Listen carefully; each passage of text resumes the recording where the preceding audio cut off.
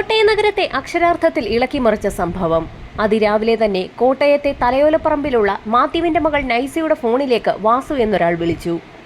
എന്താണെങ്കിലേ വിളിച്ചതെന്ന് തിരക്കിയ നൈസിയോട് തനിക്കൊരു കാര്യം പറയാനുണ്ടെന്ന് വാസു പറഞ്ഞു. അയാൾ പറഞ്ഞ കാര്യം കേട്ട് നൈസി നടുങ്ങിപ്പോയി. 8 വർഷം മുൻപ് കാണാതായ തന്റെ അച്ഛൻ മാത്യു മരണപ്പെട്ടിരിക്കുന്നു. അദ്ദേഹത്തെ കൊന്നതാണെന്ന് കൂടി വാസു പറഞ്ഞു കേട്ടതോടെ നൈസി ആകെ തകർന്നുപോയി.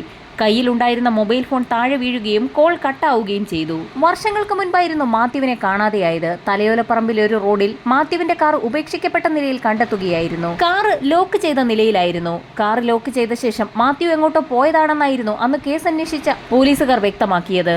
മാത്യുവിന് വ്യാപകമായ പണമിടപാടുണ്ടായിരുന്നു. അതുമായി എന്തെങ്കിലും പ്രശ്നമുണ്ടായപ്പോൾ വീട് വിട്ട് മാറി നിൽക്കുന്നതാകാമെന്നായിരുന്നു കുടുംബം കരുതിയിരുന്നത്. അങ്ങനെ ഒരു ദിവസം മാത്യു വീട്ടിലേക്ക് എത്തുമെന്ന പ്രതീക്ഷയിൽ കഴിഞ്ഞിരുന്ന കുടുംബത്തിലേക്കാണ് ഇത്തരത്തിലൊരു വാർത്ത ഇപ്പോൾ എത്തിയിരിക്കുന്നത്. വാസു പറഞ്ഞ വാർത്ത കേട്ട് ആകെ തകർന്നു നിന്ന നാൻസി പെട്ടെന്ന് ധൈര്യം സംഭരിച്ചു. തന്റെ ഫോൺ എടുത്ത് പ്ലേ സ്റ്റോറിൽ കയറി പെട്ടെന്ന് തന്നെ ഒരു റെക്കോർഡിംഗ് ആപ്പ് ഡൗൺലോഡ് ചെയ്തു. അത് വർക്ക് ചെയ്യുന്നുണ്ടെന്ന് ഉറപ്പാക്കിയ ശേഷം വാസുവിനെ തിരികെ വിളിച്ചു. കോൾ എടുത്ത വാസുവിനോട് എന്താണ് തന്റെ അച്ഛന് സംഭവിച്ചതെന്ന് നൈസി ചോദിച്ചു. വാസു പറഞ്ഞതാകട്ടെ അമ്പരപ്പിക്കുന്ന കാര്യങ്ങളും. തന്റെ മകൻ അനീഷാണ് നൈസിയുടെ അച്ഛൻ മാത്യുവിനെ കൊലപ്പെടുത്തിയതെന്ന് വാസു വ്യക്തമാക്കി. അവർ തമ്മിൽ ചില പണമിടപാടുകൾ ഉണ്ടായിരുന്നു. ഇതേ തുടർന്നുള്ള തർക്കമാണ് കൊലപാതകത്തിൽ കലാശിച്ചതെന്ന് വാസു നൈസിയോട് പറഞ്ഞു. തലേ ദിവസം വാസു എത്തിയത് അയാളുടെ മകൻ അനീഷ് മാത്യുവിനെ കൊലപ്പെടുത്തി എന്ന വിവരം നൈസിയെ അറിയിക്കാനായിരുന്നു.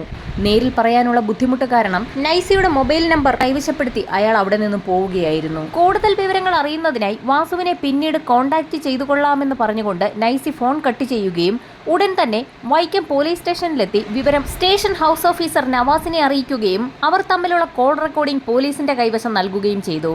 വിവരമറിഞ്ഞ പോലീസ് ഉടൻ തന്നെ വാസുവിനെ കസ്റ്റഡിയിലെടുക്കാൻ തീരുമാനിച്ച് വാസു താമസിക്കുന്ന ടി.വി.പുരത്തെ വീട്ടിലെത്തി. ചോദ്യം ചെയ്യൽ തുടങ്ങിയപ്പോൾ തന്നെ നൈസിയോട് താൻ പറഞ്ഞ കാര്യങ്ങളെല്ലാം 100% സത്യമാണെന്ന് വാസു പോലീസിനോട് വ്യക്തമാക്കി. തന്റെ മകൻ അനീഷാണ് മാത്യുവിനെ കൊലപ്പെടുത്തിയതെന്ന് നേരത്തെ തന്നെ അറിയാമായിരുന്നു എന്ന് പോലീസ് വാസുവിനോട് തിരക്കി. എന്നാൽ ഈ അടുത്ത കാലത്താണ് കാര്യങ്ങളൊക്കെ താൻ അറിഞ്ഞതെന്ന് പറഞ്ഞുകൊണ്ട് വാസു ഒരു കത്ത് പോലീസിന്റെ കയ്യിലേക്ക് ഏൽപ്പിച്ചു. ആ കത്ത് എഴുതിയിരിക്കുന്നത് പ്രേമൻ എന്നൊരു വ്യക്തിയായിരുന്നു. എത്രയും പ്രിയപ്പെട്ട വാസുവേട്ട, തലയോലപ്പറമ്പിൽ നിന്നും കാണാതായ പണമിടപാടുകാരൻ മാത്യു കൊല്ലപ്പെട്ടു കഴിഞ്ഞു.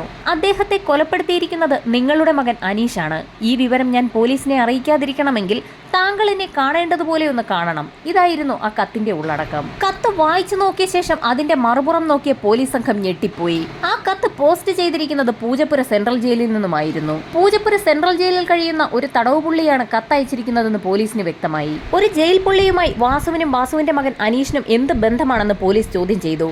അനീഷും പ്രേമനും ഒരുമിച്ച് ജയിലിൽ കഴിഞ്ഞപ്പോൾ സുഹൃത്തുക്കളായവരാണെന്ന് വാസു പറഞ്ഞത് കേട്ട പോലീസ് എന്ത് കേസിന്റെ പേരിലാണ് അനീഷിനെ പോലീസ് നേരത്തെ അറസ്റ്റ് ചെയ്തിട്ടുള്ളതെന്ന് ഹൗസ് ഓഫീസർ ചോദിച്ചപ്പോൾ അവന് കള്ളനോട്ടടിക്കുന്ന പരിപാടിയുണ്ടായിരുന്നു എന്ന് വാസു വ്യക്തമാക്കി. ഇത് കേട്ട ഉടൻ തന്നെ പോലീസ് സംഘം വാസുവിന്റെ വീട് അരിച്ചുപറക്കി പരിശോധന ആരംഭിച്ചു.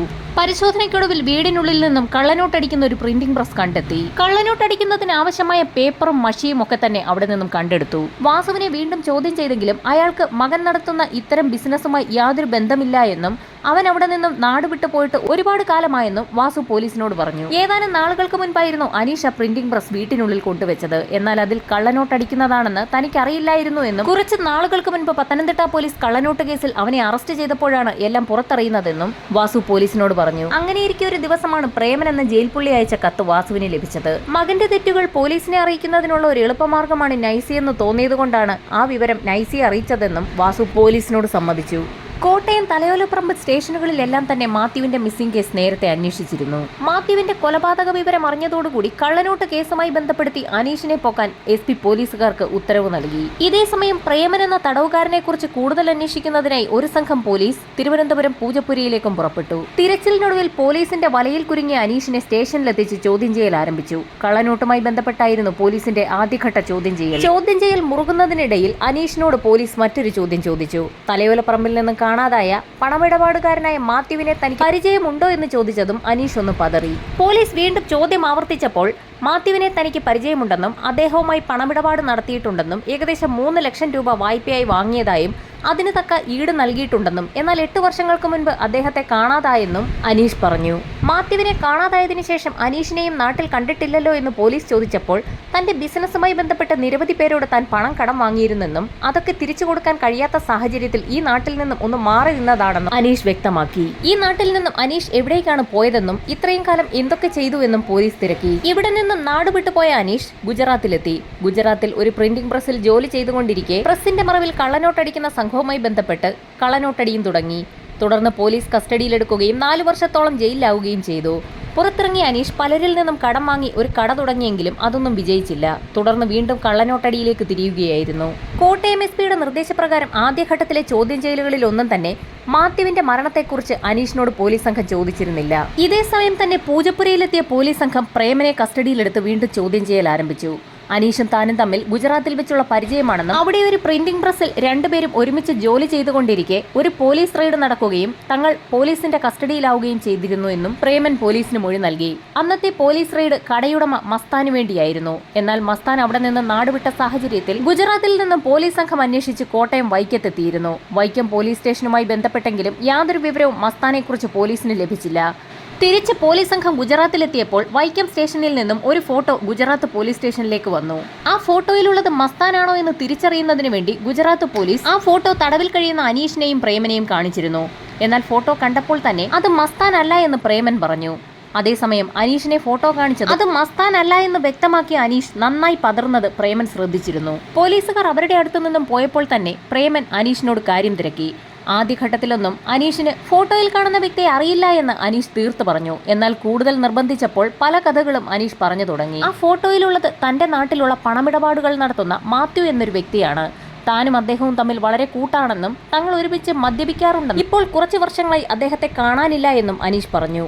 അനീഷ് മാത്യുവിനെ എന്തെങ്കിലും ചെയ്തതാണോ എന്ന് പ്രേമൻ വെറുതെ ഒന്ന് ചോദിച്ചു. ആ ചോദ്യം കേട്ടതും അനീഷ് ആകെ ഞെട്ടി വിറച്ചു. പിന്നീട് പല സംഭവങ്ങളും പറഞ്ഞു തുടങ്ങി. അനീഷിന്റെ കയ്യിൽ ഒരു മാരുതി വാൻ ഉണ്ടായിരുന്നു. ആ വാനുമായി ബന്ധപ്പെട്ട് ചില പ്രശ്നങ്ങളൊക്കെ ഉണ്ടായിരുന്നു. അത് തീർക്കുന്നതിന് വേണ്ടിയായിരുന്നു മാത്യുവിന്റെ കയ്യിൽ നിന്നും അനീഷ് ആദ്യമായി പണം കടം വാങ്ങുന്നത്. ഈടായി 5 സെന്റ് സ്ഥലത്തിന്റെ പ്രമാണവും നൽകിയിരുന്നു. കടം വാങ്ങിയ പണവും അതിന്റെ പലിശയും പെരുകി 3 ലക്ഷം രൂപയിലേക്ക് എത്തിയപ്പോൾ മാത്യു ആ പ്രമാണം തന്റെ പേരിൽ രജിസ്റ്റർ ചെയ്ത് നൽകണമെന്ന് അനീഷിനോട് പറഞ്ഞു. സ്ഥലം രജിസ്റ്റർ ചെയ്ത് കൊടുത്താൽ മാത്യുവിന് കിട്ടാനുള്ള പണം ഈടാക്കിയിട്ട് ബാക്കി തുക അനീഷിന് നൽകാമെന്ന് മാത്യു വാക്ക് നൽകുകയും ചെയ്തു. 3 ലക്ഷം രൂപ എങ്ങനെയും സംഘടിപ്പിച്ച് മാത്യുവിന് നൽകി ആ സ്ഥലം തിരിച്ചെടുക്കാൻ അനീഷ് തീരുമാനിച്ചു. എന്നാൽ പൈസയുമായി എത്തിയപ്പോൾ മാത്യു ആ സ്ഥലം തിരിച്ചെഴുതി നൽകാൻ വിസമ്മതിച്ചു. ഇത് അനീഷിൽ പക വളർത്തി. അങ്ങനെ മാത്യുവിനെ ചതിക്കാനായി അനീഷ് തീരുമാനിച്ചു. മാത്യുവും അനീഷും പലപ്പോഴും ഒരുമിച്ചിരുന്ന് മദ്യപിക്കാറുണ്ട്. തലയോലപ്പറമ്പിലെ പാലാങ്കടവ് റോഡിന് സമീപത്തുള്ള അനീഷിന്റെ ഷോപ്പിലേക്ക് അങ്ങനെ ഒരു ദിവസം മാത്യുവിനെ വിളിച്ചു വരുത്തി. എത്ര കുടിച്ചാലും തലയ്ക്ക് പിടിക്കാത്തൊരു വ്യക്തിയാണ് മാത്യുവെന്ന് പറഞ്ഞ് പ്രോത്സാഹിപ്പിച്ച് അനീഷ് മാത്യുവിനെ കൊണ്ട് 7 ബോട്ടിലോളം ബിയർ കുടിപ്പിച്ചു. അങ്ങനെ തലയ്ക്ക് മത്ത് പിടിച്ചിരുന്ന മാത്യുവിന്റെ കഴുത്തിലേക്ക് ഒരു കയറിട്ട് മുറുക്കി അനീഷ് അയാളെ കൊലപ്പെടുത്തി. മാത്യുവിന്റെ മരണം ഉറപ്പാക്കിയ ശേഷം അനീഷ് തന്റെ കടയുടെ പുറകിൽ തന്നെ ഒരു കുഴിയെടുത്ത് മാത്യുവിന്റെ മൃതശരീരം അതിലിട്ട് മൂടി. ഇത്രയും കാര്യങ്ങളാണ് ഗുജറാത്തിലെ ജയിലിൽ വെച്ച് പ്രേമനോട് അനീഷ് പറഞ്ഞിട്ടുള്ളത്. ഗുജറാത്ത് ജയിലിൽ നിന്നും പുറത്തിറങ്ങിയ അനീഷും പ്രേമനും നാട്ടിലെത്തി ഒരു ഷോപ്പ് തുടങ്ങുകയും അതിന്റെ മറവിൽ കള്ളനോട്ടടി വ്യാപിപ്പിക്കുകയും തുടർന്ന് പത്തനംതിട്ട പോലീസിന്റെ കസ്റ്റഡിയിലായ പ്രതികൾ പൂജപ്പുര സെൻട്രൽ ജയിലിൽ അടയ്ക്കപ്പെടുകയും ചെയ്തു. ജയിലിൽ കിടന്നുകൊണ്ട് തന്നെ പുറത്തിറങ്ങുന്ന വഴികളെക്കുറിച്ച് പ്രേമനും അനീഷും ആലോചിച്ചു തുടങ്ങി. പ്രേമൻ കുറച്ച് പൈസ സംഘടിപ്പിച്ചു വെച്ചിരുന്നു. എന്നാൽ പ്രേമന് മുകളിൽ കള്ളനോട്ട് കേസിന് പുറമെ വേറെയും കേസുകൾ ഉള്ളതിനാൽ ആ പൈസ കൊണ്ട് വക്കീൽ ഫീസ് നൽകി പുറത്തിറങ്ങാൻ അയാൾക്ക് കഴിയില്ലായിരുന്നു. അനീഷിന്റെ പേരിൽ കള്ളനോട്ട് കേസ് മാത്രമുള്ളതിനാൽ ആ പണം കൊണ്ട് അനീഷിന് പുറത്തിറങ്ങാനാകുമെന്ന് പ്രേമന് മനസ്സിലായി. തന്റെ കൈവശമുള്ള പണം വക്കീൽ ഫീസായി നൽകി അനീഷിനെ പുറത്തിറക്കാമെന്നും പുറത്തിറങ്ങുന്ന അനീഷ് കുറച്ചുകൂടി പണം സംഘടിപ്പിച്ച് എത്രയും വേഗം തന്നെയും പുറത്തിറക്കണമെന്ന് പ്രേമൻ അനീഷിനോട് ആവശ്യപ്പെട്ടു. എല്ലാം സമ്മതിച്ചുകൊണ്ട് വക്കീൽ ഫീസ് നൽകി അനീഷ് ജയിലിന് പുറത്തിറങ്ങി. എന്നാൽ പുറത്തിറങ്ങിയ അനീഷ് ആകട്ടെ പ്രേമനെ കുറിച്ച് തിരക്കിയതേയില്ല. അയാളെ പുറത്തിറക്കാനും ശ്രമിച്ചില്ല. ഇതിൽ ദേഷ്യം വന്ന പ്രേമൻ വിവരങ്ങളെല്ലാം കാണിച്ചുകൊണ്ട് വാസുവിന് പിന്നീട് കത്തെഴുതുകയായിരുന്നു. പ്രേമനിൽ നിന്നും വിവരങ്ങൾ ചോദിച്ചറിഞ്ഞ പോലീസ് സംഘം തിരികെ കോട്ടയത്തെത്തി അനീഷിനെ വീണ്ടും ചോദ്യം ചെയ്യൽ ആരംഭിച്ചു. മാത്യുവിന്റെ മരണത്തെക്കുറിച്ച് യാതൊന്നും അറിയില്ല എന്ന് ആവർത്തിച്ചുകൊണ്ടിരുന്ന അനീഷിനോട് മാത്യുവിനെ അനീഷ് കൊന്നു കുഴിച്ചു മൂടിയതാണെന്നുള്ള സത്യം അനീഷിന്റെ തന്നെ സുഹൃത്ത് പ്രേമൻ സമ്മതിച്ചതായി പോലീസ് പറഞ്ഞു. പോലീസ് അത് പറഞ്ഞു നിർത്തിയതും അനീഷ് ആകെ വിളറി വെളുത്തു. ഇനി പോലീസിന് മുൻപിൽ തനിക്ക് പിടിച്ചു നിൽക്കാനാവില്ല എന്ന് മനസ്സിലാക്കിയ അനീഷ് നടന്ന സംഭവങ്ങളൊക്കെ പറഞ്ഞു തുടങ്ങി. മാത്യുവിന്റെ മൃതശരീരം എവിടെയാണ് കുഴിച്ചു മൂടിയതെന്ന് പോലീസ് ചോദിച്ചു. തലയോലപ്പറമ്പ് ആശുപത്രി കവലയ്ക്ക് സമീപത്തുള്ള തന്റെ ഷോപ്പിന്റെ പിന്നിലാണ് മാത്യുവിനെ കുഴിച്ചിട്ടതെന്ന് അനീഷ് പറഞ്ഞപ്പോൾ പോലീസിനാകെ കൺഫ്യൂഷനായി. കാരണം നേരത്തെ അനീഷിന്റെ സുഹൃത്ത് പ്രേമൻ പറഞ്ഞത് അനീഷിന്റെ ഷോപ്പ് തലയോലപ്പറമ്പ് പാലാൻകടവിന് സമീപത്താണെന്നായിരുന്നു. എന്നിരുന്നാലും അനീഷിനെ കൊണ്ട് തെളിവെടുപ്പ് നടത്താൻ പോലീസ് സംഘം തീരുമാനിച്ചു. അനീഷ് പറഞ്ഞ സ്ഥലത്ത് തെളിവെടുപ്പിനെത്തിയ പോലീസ് സംഘം അക്ഷരാർത്ഥത്തിൽ നടുങ്ങിപ്പോയി. അനീഷ് തന്റെ ഷോപ്പുണ്ടെന്ന് പറഞ്ഞ സ്ഥലത്ത് ഇപ്പോൾ 3 നിലയുള്ള ഒരു പടുകൂറ്റൻ കെട്ടിടമാണുള്ളത്. വടക്കേ കൊല്ലൻപറമ്പിൽ എന്ന പടുകൂറ്റൻ കെട്ടിടമാണ് ഇപ്പോൾ അവിടെയുള്ളത്. ആ കെട്ടിടം പൊളിച്ചു കളഞ്ഞ് അതിന്റെ അടിയിൽ നിന്ന് മൃതദേഹം എടുക്കുക എന്നുള്ളത് സങ്കല്പിക്കാൻ പോലും കഴിയാത്ത കാര്യമാണ്. കാരണം അതുമായി യാതൊരു ബന്ധവുമില്ലാത്ത ആളുകളുടെ കെട്ടിടമാണ് അവിടെ ഉള്ളത്. കെട്ടിടത്തിന്റെ ഉടമസ്ഥരെ കൺവിൻസ് ചെയ്ത് അവിടെ ഒരു തിരച്ചിൽ നടത്തുന്നത് വലിയൊരു ടാസ്ക് ആയിരുന്നു. അനീഷിന്റെ മൊഴി അനുസരിച്ച് കെട്ടിടം പൊളിച്ചു നോക്കുമ്പോൾ അതിൽ മൃതദേഹം ഇല്ല എങ്കിൽ അത് വലിയ വെല്ലുവിളിയാകും. ഉന്നതാധികാരികളുടെയും കെട്ടിട ഉടമകളുടെയും എല്ലാം അനുവാദത്തോടുകൂടി കെട്ടിടത്തിന്റെ തറ പൊളിക്കാൻ പോലീസ് സംഘം തീരുമാനിച്ചു. പതിവ് പോലെ തന്നെ കെട്ടിടത്തിന്റെ താഴത്തെ നിലയിലുള്ള കടകളൊക്കെ പ്രവർത്തിച്ചുകൊണ്ടിരുന്നൊരു ദിവസം പോലീസ് സംഘം എത്തി കടയിലുള്ളവരോട് ഒഴിയാൻ പറഞ്ഞു. JCB ഉൾപ്പെടെ എത്തിയതോടെയാണ് പ്രദേശവാസികൾ വിവരമറിയുന്നത്. അനീഷുമായി പോലീസ് സംഘം അവിടേക്ക് എത്തുകയും ഉന്നത ഉദ്യോഗസ്ഥരുടെ സാന്നിധ്യത്തിൽ കെട്ടിടത്തിന്റെ അടിഭാഗം കുഴിക്കൽ നടപടി ആരംഭിക്കുകയും ചെയ്തു. വളരെ നേരം കുഴിച്ചെങ്കിലും ഡെഡ് ബോഡിയുമായി കണക്ട് ചെയ്യുന്ന ഒന്നും തന്നെ കിട്ടിയില്ല. അങ്ങനെ 2ാം ദിവസവും കുഴിക്കൽ നടപടി തുടർന്നു.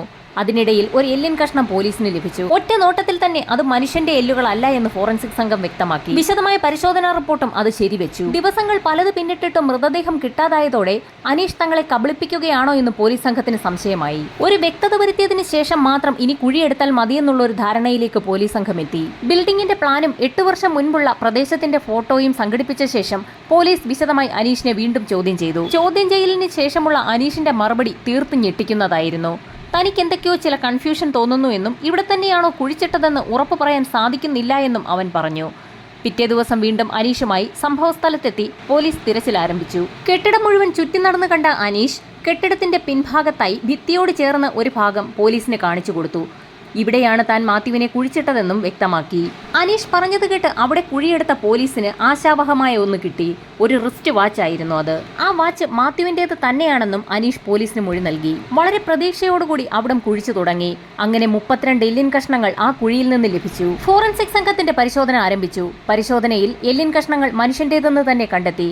മാത്യുവിന്റേത് തന്നെയാണോ എന്ന് സ്ഥിരീകരിക്കുന്നതിനായി മാത്യുവിന്റെ പെൺമക്കളുടെ DNA കളക്ട് ചെയ്യാൻ തീരുമാനിച്ചു. DNA പരിശോധനാ ഫലത്തിൽ മൃതദേഹത്തിന്റെ അവശിഷ്ടങ്ങൾ മാത്യുവിന്റേതെന്ന് തന്നെ കണ്ടെത്തി. കുറ്റം തെളിഞ്ഞതോടെ അനീഷ് പോലീസ് കസ്റ്റഡിയിലുമായി. തങ്ങളുടെ പിതാവിന്റെ മരണത്തിന്റെ സത്യാവസ്ഥ തെളിഞ്ഞത് വാസുവിലൂടെ ആയതുകൊണ്ടാവണം പിന്നീട് അനീഷ് പണയം വെച്ച 5 സെന്റ് സ്ഥലത്തിന്റെ പ്രമാണം മാത്യുവിന്റെ മക്കൾ അനീഷിന്റെ പിതാവ് വാസുവിന് തന്നെ എഴുതി നൽകി.